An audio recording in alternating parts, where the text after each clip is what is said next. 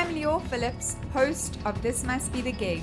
We're a weekly podcast that documents everything about the world of live music, speaking with choreographers, costume and set designers, the people who run beloved venues and festivals, and, of course, speaking with musicians about that one gig that changed their lives.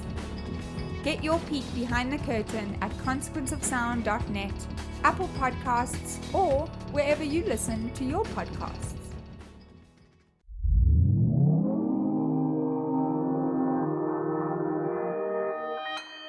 Consequence Podcast Network.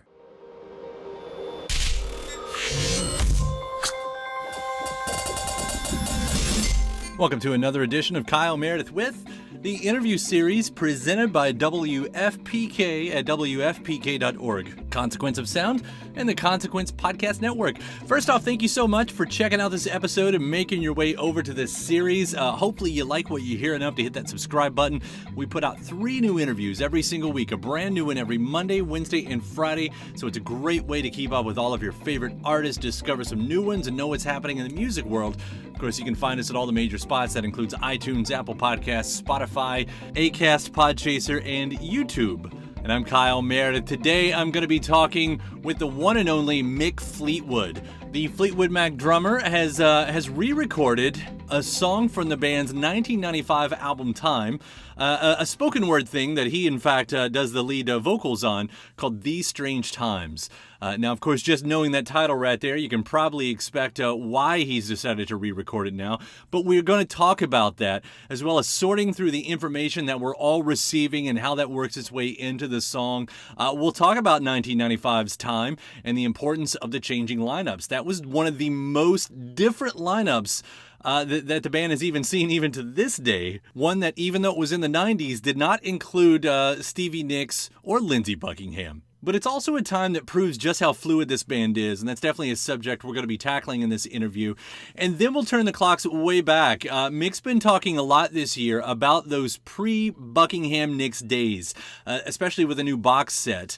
We're going to hear about what makes that era special, and specifically the album Then Play On, how it was a turning point, especially for the band not being just a blues band anymore, but also showcasing really, everything that was great about Peter Green, who helped found the band. After that, we'll bring it into present day with a lineup that now includes Mike Campbell and Neil Finn, and we're going to hear about Mick Fleetwood's hopes for the future.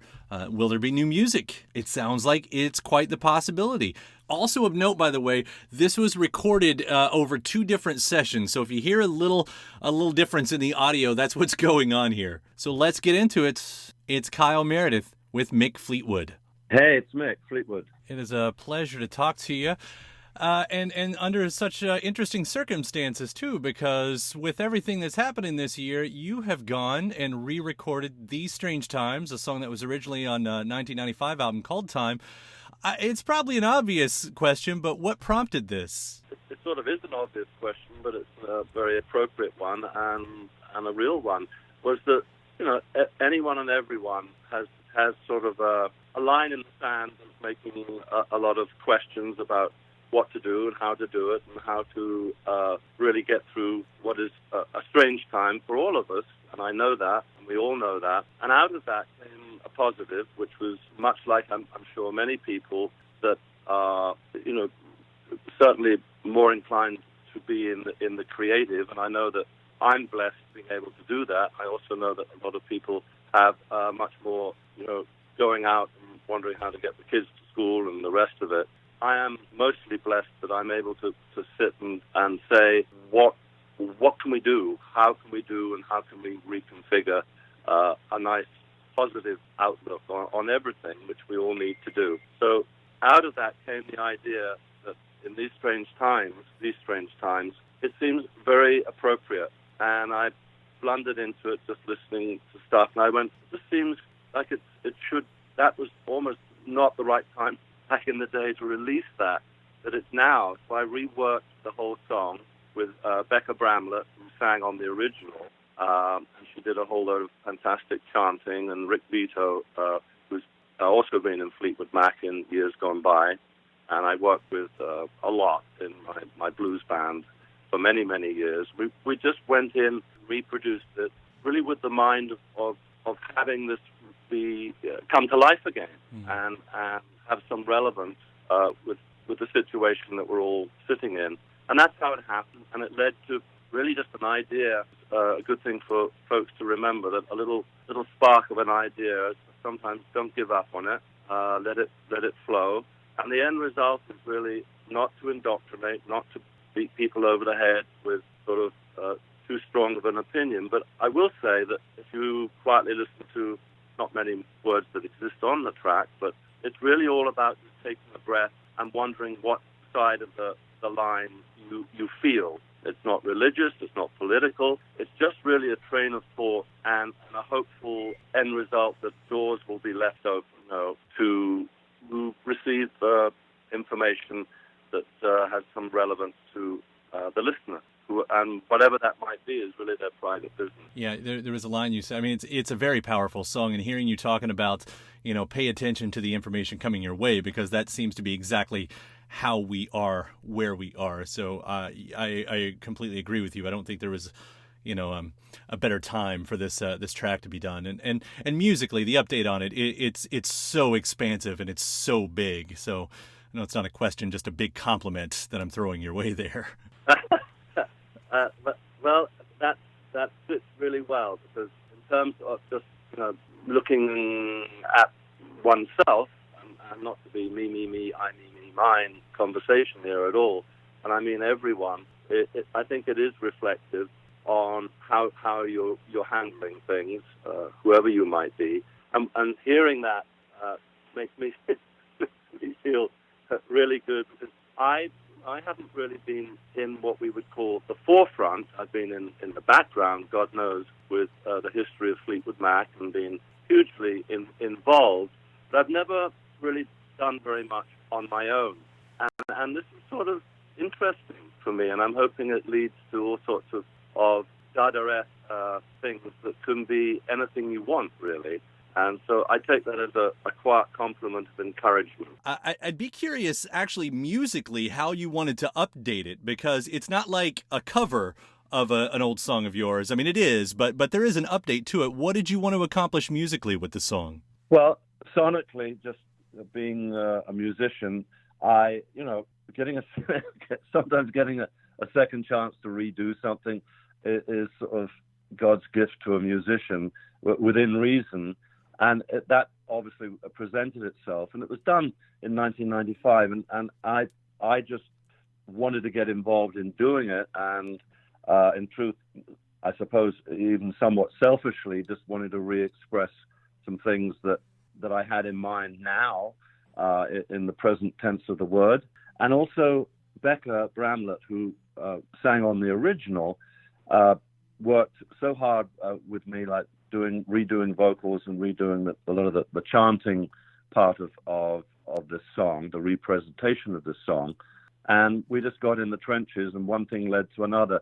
And then I've been working with Rick Vito, who both Becca and Rick at one point were in Fleetwood Mac. Not many people know that, but it's certainly a good mention in this conversation. And I have a long standing musical and personal friendship with Rick Vito, which is actually segued in to do with Peter Green. On the end of the song, you'll hear a little segment of Albatross. That's me and Rick doing that. And I just really wanted to tonally bring it home in some of the ways that was not represented before, including Becca and of course Rick, who did some incredible guitar work on this track. And I readdressed the drums, willingly so. And you're never quite sure, because sometimes when you mess with something, this really offered up, and it's sometimes really debatable if you have, this song was never heard by anyone, really. It was not on a hugely successful album, The Truth of the Matter. So had this been something that was sort of almost presented itself as untouchable, like why would, you redo a song that's just a complete classic that is ingrained, you as a person, especially someone that's re-singing something, can you imagine what would be the purpose in Stevie doing a studio version of Dreams, for instance. I would say that's highly unlikely, and probably, unless it's completely different and she's doing it in a completely different way, you'd leave it alone. Well, that's a song that's incredibly well known. This song was probably not even heard by anybody, a spoken word, whatever you want to call it. So it offered up a much more comfort level with going in and reconfiguring it. And that's what we did. And one thing led to another, and now I'm on the phone doing interviews when really this was something I was doing at home, initially with Becca, reworking a song because it just seemed so relevant. And it I don't think it was that relevant, one, to be on an album all those years ago. Secondly, it's a sort of odd, ugly duckling to even be on an album.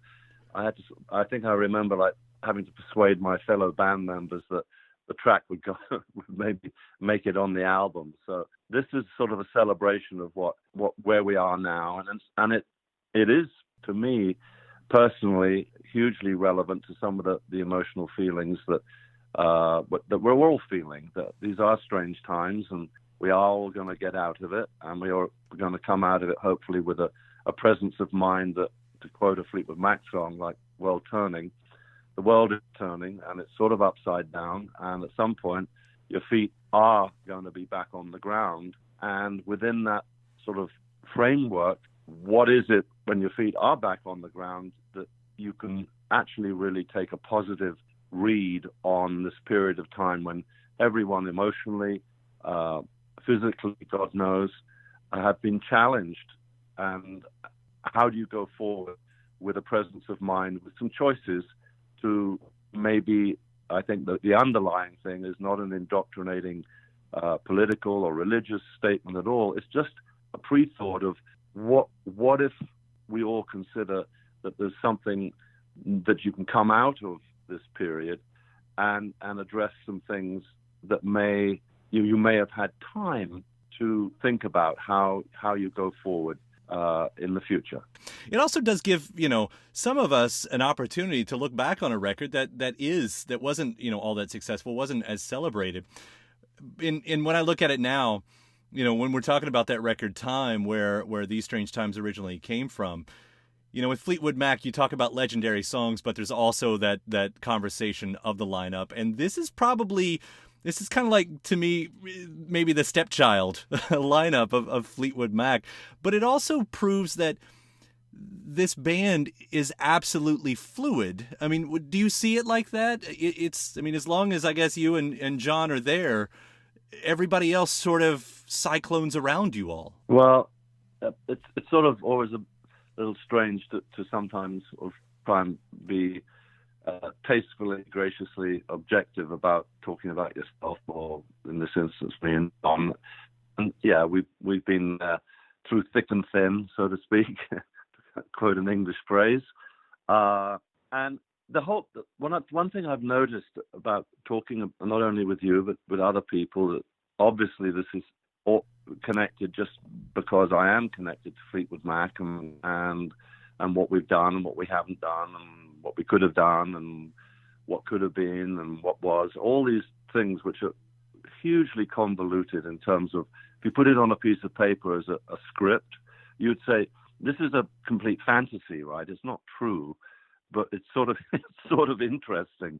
Well, if you apply that train of thought to a musical journey, I think that's what I'm getting in what you've just sort of asked me, is that this album, for instance, is part of a journey, and it goes up and down, round the mulberry bush, through success, through almost losing the plot, and two funny old actors happen to be in the play all the way through every scene, which would be me and John, ostensibly, and then obviously major elements where band members, of course, were hugely contributing to our legacy as a band, all of us, anyone who's been in Fleetwood Mac. And I think there's been about 18 people that have come through the ranks of this strange entity with very obvious moments that are hugely pronounced. And the more pronounced, like the Rumors line up, for instance,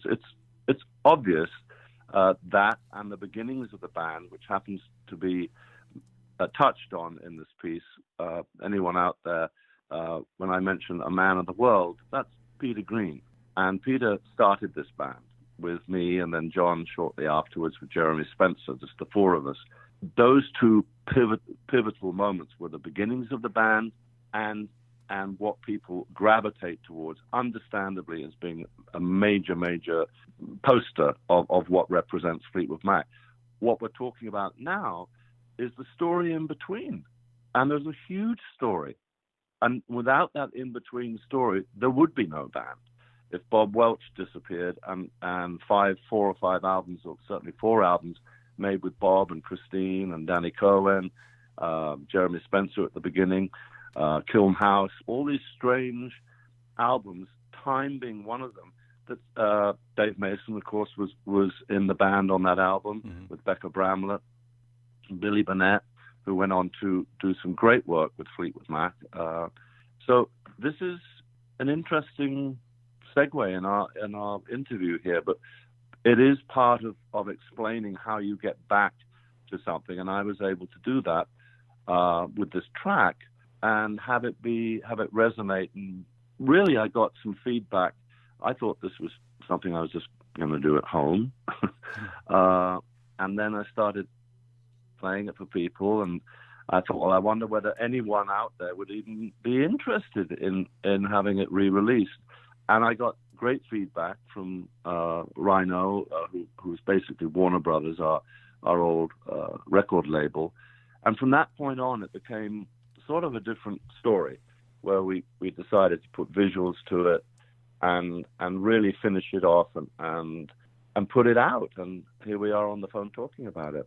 You had been putting a spotlight on those really early Peter Green days, obviously, after losing him, and the Celebrate the Music of Peter Green live show with the early albums getting, the re-release, and then Play On really getting a spotlight on it as well. This seems like a really pivotal moment for you all too, because that record, to me, it was the moment you all proved that you were more than maybe a blues band, just a blues band. I mean, it seemed like a real turning point. Had you all been feeling restless at that point? No, I think Peter was, and that's why I have such deep regard for his journey when he was in Fleetwood Mac, which, when I look back, it was so short, really. It was not even hardly 2 years or something of that nature, when so much work was done. When you look at albums like when we absolutely were dedicated. We were all dedicated to playing our best that we could with our heroes, which were all inspired by American blues, almost entirely, and early rock and roll and skiffle, and weird bands like the Ventures, all sorts of the hodgepodge of which, by the way, was very much the story, almost entirely, without speaking for anyone. But when you talk to people like Jimmy Page and Led Zeppelin, all our heroes, early Yardbirds, the Animals, we were all really telling the same, Rolling Stones, of course, all telling the story that a bunch of funny little English dudes were just absolutely enamored and hero worshipping all the music, mainly early rock and roll, and of course really early blues music came out of the United States. And we reworked it almost in the same way as me answering you and say, well, what did you do? You reworked an old song. That's almost the same process as a lot of the real nuts and bolts of the beginnings of bands that then became, took that real education, or whatever you want to call it, inspiration, and then ran with it and reinterpreted it. And of course, we all know those stories. And early Fleetwood Mac, Then Play On, is that album. It was sadly the last album that Peter made, but it was a huge indicator of where we were heading as a band. And it was a turning of events. And the turning of the events was Peter feeling way more able, whatever the word would be, comfortable, confident, or the necessity, one of those channels, to express himself more. And with huge ability, he did that with very lovely obvious influences, but he also had now a new secret ingredient, and that was his own self-expression. And that, to me, is what Fleetwood Mac has hopefully always been, and why maybe we have survived, is that anyone and everyone that's ever been in this band has been able to feel free to express themselves and not duplicate and be that. We know those bands where you go, well, that's a great new member of the band, but really, I won't mention who they might be because it's all fine. We just didn't do that. Ours was almost a recipe for failure, where the stage was set and me and John were able to, probably because, for sure, not only our sensibilities as people, but also as musicians, a rhythm section needs a front line to express themselves. So we just made that choice. I most certainly did, that when various wonderful musicians came into this band, they came in because of who they were and who they became as writers or singers, or the tonality of the way they played. And that's our story. And it's sort of a quiet miracle that we survived. And it's also a huge, lovely testimony to our audience that stayed with us, more or less, through all those changes. Did it ever feel like now, especially the way history has drawn the mark, that that's two different bands? Well, not to me. Someone from the outside, for instance, would be in England. You make comment about something I did fairly recently in London, which was an overture, really a thank you to Peter Green, who formed the band, who sadly passed away about 5 or 6 weeks ago. And we made this incredible concert in London, and that was the original band. So if you take the original band and people in Europe, especially England, and then we sort of disappeared. And then we went to America and came back, some time later with a very different lineup. They would go, oh my God, it's a different band. But for me and John, and Christine to some large extent, we just morphed our way without really realizing we were changing that much, because we were just carrying on undercover in a different country. So I don't look at it like that, but I can totally get, you put on Blues Jam at Chess, and then you put on Rumors or Tusk, you go, oh my God, it's a different band. But thankfully, me and John, having played on all of that, and of course many of the other lovely musicians through many, many years of changes, it's really one big story to me, what chapter to chapter to chapter. But if you drop the book, if a member of the audience, so to speak, walked out and went into the car park and forgot to go back into the concert, they wouldn't know what had happened in between. And then they come in for the encore and go, oh, what happened? So I look at it like that. It's sort of twofold. Some people have that story where there's lots of continuity to a strange and very interesting story musically, most certainly, and certainly sociologically and emotionally is a given with Fleetwood Mac. Or you could say, I remember them from the times that you're talking about, which would be back in the 68 through Peter Green's period, and then I stopped, and then suddenly I picked up Rumors. That would be like picking up a different book, and I agree with that. It's an amazing career. It's an amazing catalog. I'm personally excited about where you all are right now, or where you've been, at least been in the past couple of years. Obviously, that's the part I can speak to. I'm a Neil Finn nut. Of course, Mike Campbell is one of the greatest musicians of all time, and seeing them play with you guys. I mean, I talked to Mike earlier this year, about Fleetwood Mac and then his new Dirty Knobs record, and you can still hear the excitement, just beside himself that he gets to play these songs. And, that I know it means as much to him as it does to me.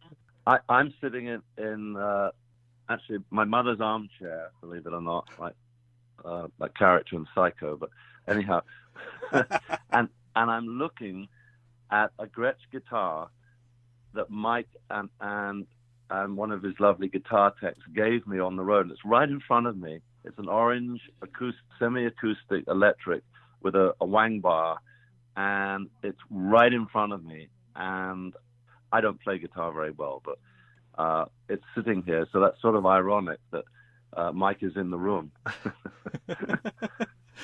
Well, I'll ask really quickly here. I know we're in a new chapter here. As you were back in 95, referencing time, Is there still more to be written on the album side of Fleetwood Mac? Well, I hope so. I think I've had this conversation the last 50 years. when there have been moments when you think it's come to a halt, and by circumstance everything's come to a halt. I keep remembering that song, that the day the music died. With Don McLean. Don McLean, yeah. So we're going through, certainly in our business, and you're connected to that, not to be exclusively, everyone's had a lot of things stopped, but it is fair to say that that song says, did it come to a dead end, and can we get it started again? So with Fleetwood Mac, I've always said that. And mercifully, if you look at the history, we've always managed to do something versus nothing, even with long breaks. So I'm always hopeful of that. And if that was not to come to pass, I am really, really, you're right. I think we started the interview by saying we're somewhat reflective of looking back at things that are coming out from the past. But I think you always have to look to the future, and our history represents that. We've never really, ever completely given up, and I hope that adage still bears credence in our conversation. Mick, I'll go through the quick lineup here once again. These Strange Times is this really powerful new single that you've put out. You've got all the classic records from the Peter Green era being collected, and then the Celebrate the Music of Peter Green live show, which looked like it was just an amazingly special night to be a part of that. It's a lot happening right now, and I'm glad that we're all here to hear all of it. So thank you for that. No, and likewise, it's a lot of these things, and anyone listening, because we're having a fantastic musical, life-touching conversation, but not a moment with all of us in this conversation, and anyone out there listening. We're all aware of what we're going through, and in my story would be, not a self-indulgent one, but a reflection of, I wouldn't have probably done all of this lovely creative stuff if I hadn't have been sitting at home. And I understand also that there are hundreds of thousands and millions of people who are not able to just sit at home. And I want to just say that when all of our various feet are back on the ground, there is something to look forward to, and we have to have that sensibility, and I hope the song just reminds us of that. And if nothing else, that would make me happy. Beautifully said and absolutely true. Mick, it has been a pleasure talking to you. Thank you so much for the conversation today. And again, 50, 60, whatever years worth of music on top of that. Thank you so much. More to come. More to come. That's what I want to hear. Okay, thank you so much. We'll see you around. Okay. God All right, bless. Thanks take very care. much. Bye-bye. Oh, my thanks, Mick Fleetwood. Again, that new solo cut is called These Strange Times. And look out for those that box set as well, and the live album celebrating the life of Peter Green. Thanks to you for checking out this episode. Again, hopefully you liked what you heard enough that if you're not already a subscriber, you will hit that subscribe button. iTunes, Apple Podcasts, Spotify, YouTube, Acast, Podchaser, wherever you like to get your podcasts from. We'll bring you brand new interviews, 3 a week, one Monday, Wednesday, and Friday. Great way to keep up with all of your favorite artists. After that, head over to WFPK.org. That's where I do a show Monday through Friday, 6 p.m. Eastern, an hour full of song premieres and music news, anniversary spins, and bonus interviews. Again, Monday through Friday, 6 p.m. Eastern at WFPK.org. Consequence of Sound has your music and film news. You can also find me on the social media spots, including Twitter, Instagram, and Facebook, all of those at Kyle Meredith. I do hope you like and follow along there as well. And that does it for another edition. I'm Kyle Meredith. I'll see you next time.